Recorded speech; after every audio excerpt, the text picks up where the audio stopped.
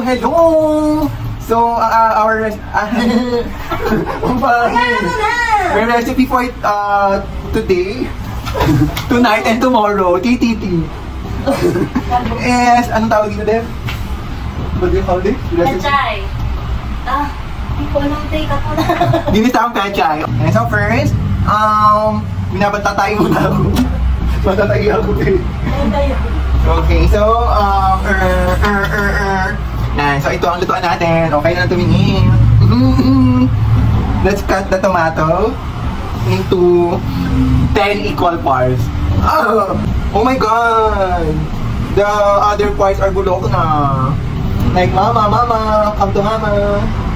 It's bulok. Oh! Okay. Okay, so fast forward. Next,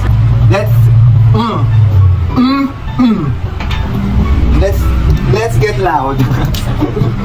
Let's chop the garlic into 2 equal parts.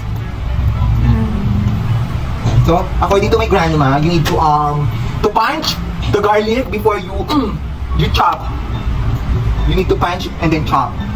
Next, another garlic. Gusto ba ako, like you?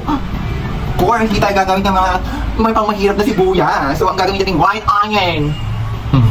Next, let us, we're done chopping the following reminders: onion, garlic, and tomato. Then, we will wash we're gonna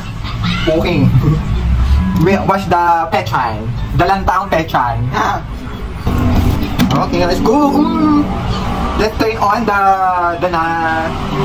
what do you call this? The stove. Ano to? Supplemental.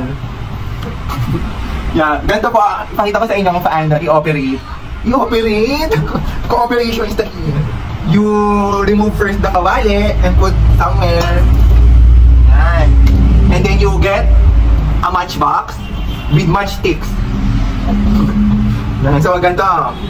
Okay, so next, you turn on the stove and then you just slide the matchstick to the matchbox. And ayan, mag-aaboy na siya. Circle. For the circle, and then once the fire is encircled, in the circular motion, you put back the kawali with oil.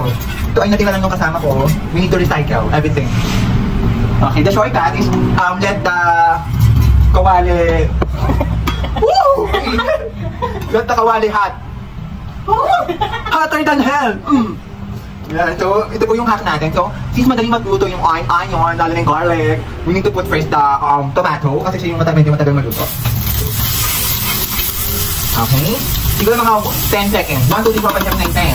Okay, and then the next thing that you need to do is to put the onion, the white onion.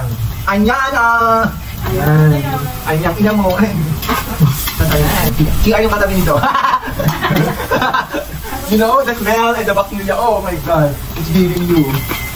And so I added the garlic. The next is of course our main ingredient. Pechay. So, antayin nang malanta ulit siya. Balanta na siya ng minuto natin. So, kailangan mo hintayin malanta ulit siya. And then, the Lord will do the rest. So, ang inaantay lang natin na maluto yung ating pechay. Then we will add water and bago tayo granules. Siya buwan. Yeah, we need to lanta-lanta muna. Amazing. It's giving you 5-star hotel na pagkain. Hindi mo ito mabibili sa karinderya because of the smell of the CR. So let's add water. Pakuluan natin and then go! Okay. And then we'll add granules. Pampalasa, ikaw may lasa ka ba? I'm back! Let's close muna the CR. Ayan. So, luto na ang ating inisang pechay. Okay, inisang pechay with a B. Okay, with... Ayan. So, ipakita natin. Wala na itong decided sa'yo. Huwag kayong mag-inarte. Hindi na wala tayo sa fine dining. Ayan. Huwag natin lumakalat. Ayan, the final product.